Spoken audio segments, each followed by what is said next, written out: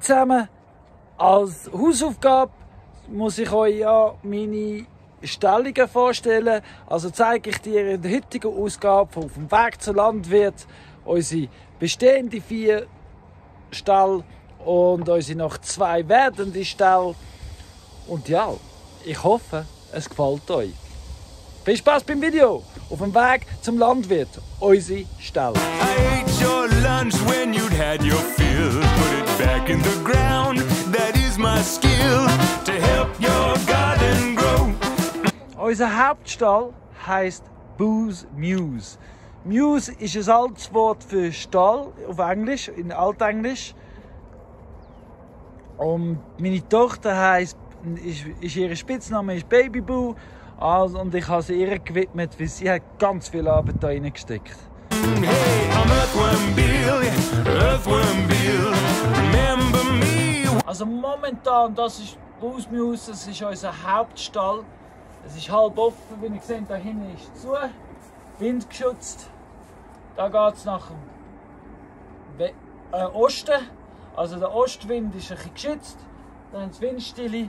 Wir haben links und rechts die ganze Länge und Futterstellen tue ich immer 4 oder 5 Plätze auffüllen. Plus haben wir noch hängende Säcke, damit es nicht ganz langweilig ist. Weil momentan schlafen da innen 2 Geissen und die 2 Esel, Breeze, unsere Fohle und die Mami. Und da muss ich verschiedene Futterstellen haben, damit es keine Kämpfe gibt wegen dem Essen. Vom Platz her, wie ihr seht, ist es gut 2 Meter breit. Da hat es genug Platz, da können sie aneinander vorbei. Also wir sind jetzt, was ist jetzt, wir sind seit 3 Monaten mit 4 Tieren da rein und es läuft tipptopp. When you have a spill, Earthworm Bill. Einstreu ist, ohne der untersten Schicht ist Sackmehl. Und dann haben wir Stroh, das wir regelmäßig auffüllen, das täglich grob misten und etwa alle Monate 1,5 so richtig misten, wo ich alles ausgrabe und runterrühre und dann wieder neu auffüllen mit Holzspänen und Stroh. Täglich laufe ich durch den Stall durch am Morgen, nachdem ich es gefüttert habe. Und tue einfach so grob misten. Weil ja, wenn ich täglich immer grob miste, habe ich das Gefühl, ich kann es länger rausschieben, bis ich so richtig intensiv miste. Und das, was ich miste, kann ich hier drüber leeren, weil auf der anderen Seite da von der Terrasse ist mein Komposthaufen. Und wenn ich dann ganz gross Mistung mache, also einmal im Monat, alle 1,5 Monate circa, kann ich hier aufschrauben, weil das ist eine Tür, die ich gemacht habe, kann ich aufmachen und ich kann das Ganze einfach rausschieben. Weil man muss es sich so einfach machen, wenn man ja schon keinen Traktor hat zum Misten. Genau. Hey, just keep me damp and keep me cool. Leave me in the dark with your scraps for fuel. Von da aus, da seht ihr, das ist mein Tor, das ich ausmachen kann zum Misten. Der Mist landet da und wird fortlaufend gekehrt in mein Kompostsystem.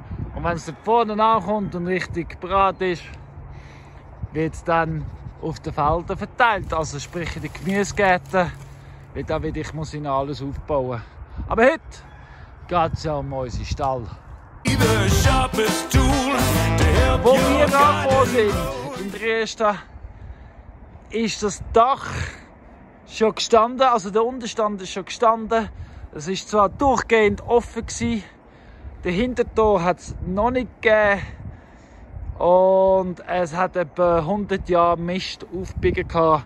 Das haben wir alles ausgemistet. Ja.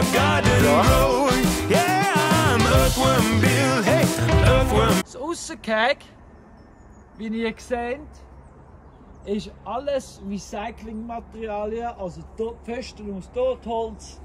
Die Häge sind Häge, die ich überall auf dem Land zusammengenommen habe. Und ja, sonst ein Käse gebastelt, weil ihr wisst ja sicher, Schwarzhalsgeissen brechen gerne aus. Und wo wir das erste gebaut haben und Geissen eingezogen sind, sind sie uns regelmäßig eingebaut. Ausgebrochen, Entschuldigung. Und darum haben wir sie jetzt überall richtig zu. Mit Wellblech, mit Gitter.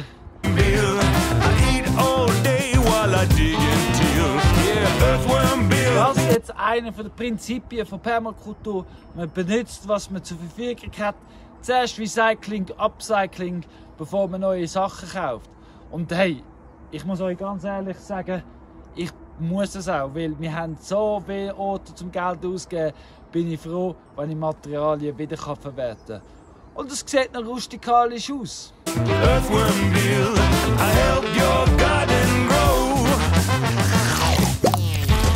Eine weitere Funktion, die wir eingebaut haben, die zwei Funktionalitäten, ist unsere Haupttür. Die ist den ganzen Tag offen, die könnt ihr die ganze Zeit auf die Weide raus, wenn sie wollen. Aber falls ich abgetrennt haben, kann ich da die Tür so, und dann kann ich da binden und auf dieser Seite kann ich abgetrennt haben. Und dann können sie raus. Also wenn ich muss für irgendeinen Grund die trennen, kann ich sie so trennen, ein kurzes Zeit.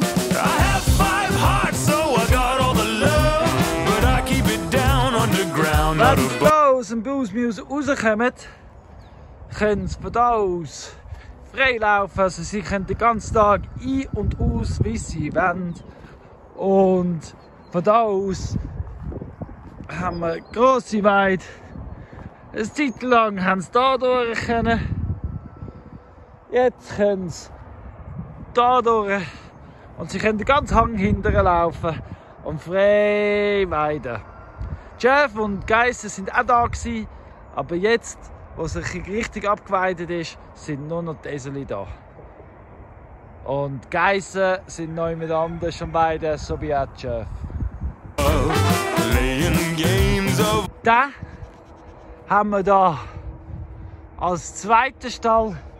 Das ist immer noch im Gelände von der Weidesystem von Bushmuse. Haben wir da das gekaufte Kleingehege. Und normalerweise unsere zwei Schäfe drin geschlafen haben, bevor sie auf die Weide raus sind. Und jetzt ist es für unsere Gizzi, wie sie ist ja hochträchtig und wir erwarten, dass sie jeden Tag, irgendwann jetzt dann bald, gebärt. Und darum haben wir sie separiert, damit sie in Ruhe kann gebären kann. Ganz viel Stroh. Für die Fütterung haben wir hier den Heusack anstatt Trog. Wasser haben wir momentan überall Wasserkübel, wo wir zweimal am Tag neu auffüllen und Frischwasser geben. Gell, Freya? Und da hinten hat sie frisches Stroh, was sie bekommen hat, was sie nisten kann jetzt. Man hat einen Schleckstein, einen Mineralstein und ja, der Heusack wird da aufgehängt in der Mitte, damit sie immer genug Heu hat. Gell? Und jetzt, Freya, musst du nur noch gebären. Wir warten auf das Gizzi. Unser Hirnenstall ist gerade neben dem Bushmuse. Das ist unsere Zügelkiste. Mit dieser Kiste haben wir unsere Möbel hier noch fliegen lassen. Unter anderem. Die eine Box haben wir für den Hirnenstall und die andere für unsere Bar. Sie haben hier ihr Aussengehege, wo jetzt wegen dem Vogelgrippe überall zu ist. Und sie drin können sie. Aber normalerweise, wenn keine Vogelgrippe ist, sind die Freilandhirnen, die können raus und die tun dann unsere Bushmuse und den Schafstall, den sie dann misten. Und ja, die haben da die Mistfunktion.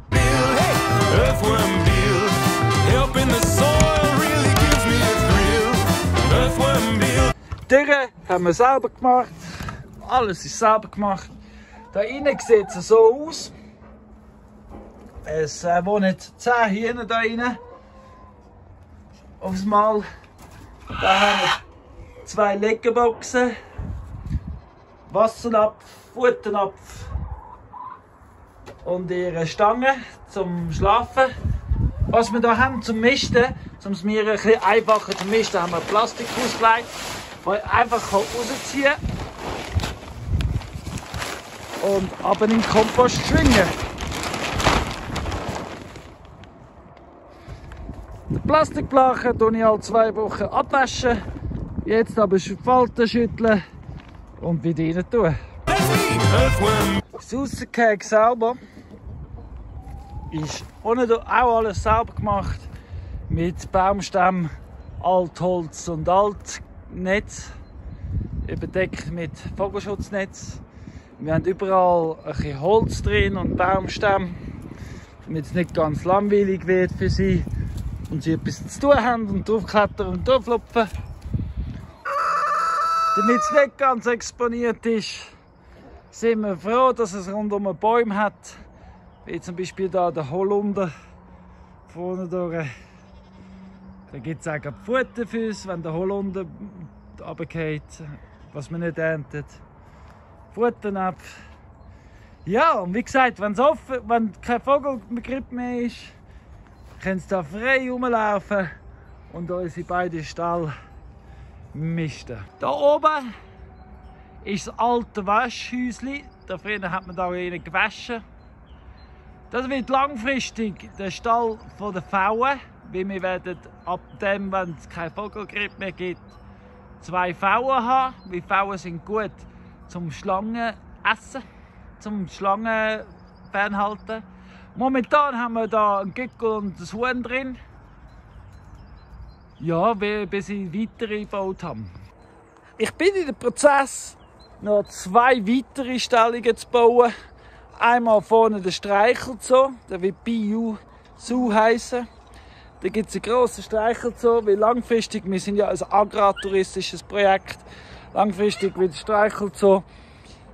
Unsere Tiere werden von Montag bis Freitag auf der Weide sein und Samstag und Sonntag werden sie im Streichelzoo sein oder einfach die Heiere so, damit die Kinder sie gut achten können und schauen und machen und tun und mit Popcorn füttern. Haha.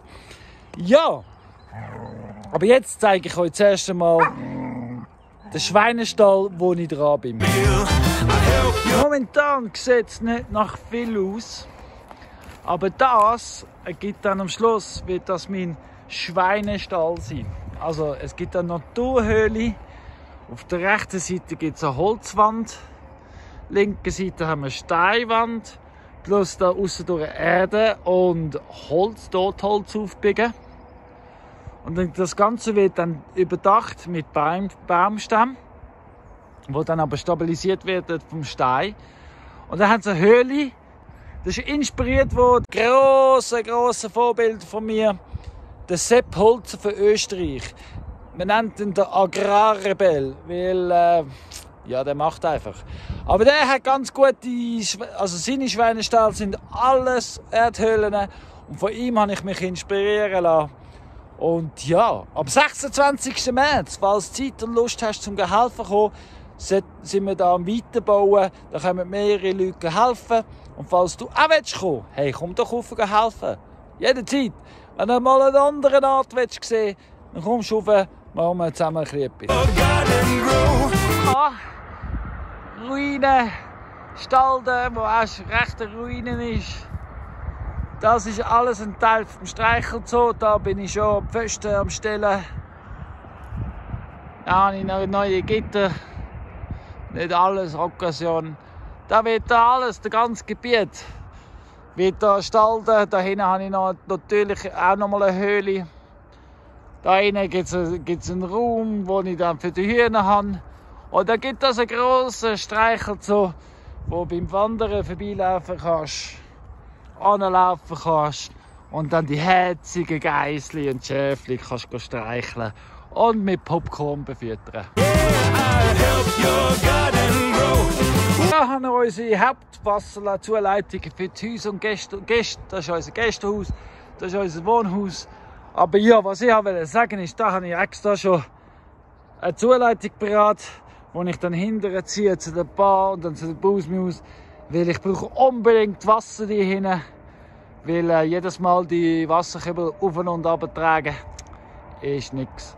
Aber ja, eins nach dem anderen. Zu tun habe ich einen Haufen. Falls einmal kommst du helfen, einen von diesen Ställen weiterbauen, dann können wir gerne am Feierabend bei uns an der Bar ein paar Weisse trinken oder einfach ein gutes Bier zusammen anstoßen. Und auch sonst ist unsere Bar 7 Tage der Woche für dich da, falls vorbeiwander ist. Ich sage Prost und vor allem sage ich danke vielmals für deine Aufmerksamkeit, danke vielmals fürs Schauen. Falls dir das gefallen hat, kannst du liken, kannst kommentieren, falls du irgendwelche Einwände oder Kritik oder Inputs hast oder einfach Lob aussprechen, kannst du es hier im YouTube kommentieren und gerne weiter erzählen. Hey, danke fürs Schauen und schön, dass du Landwirt wirst, weil unsere Welt braucht Landwirte. Tschüss zusammen. Yeah, I'll help your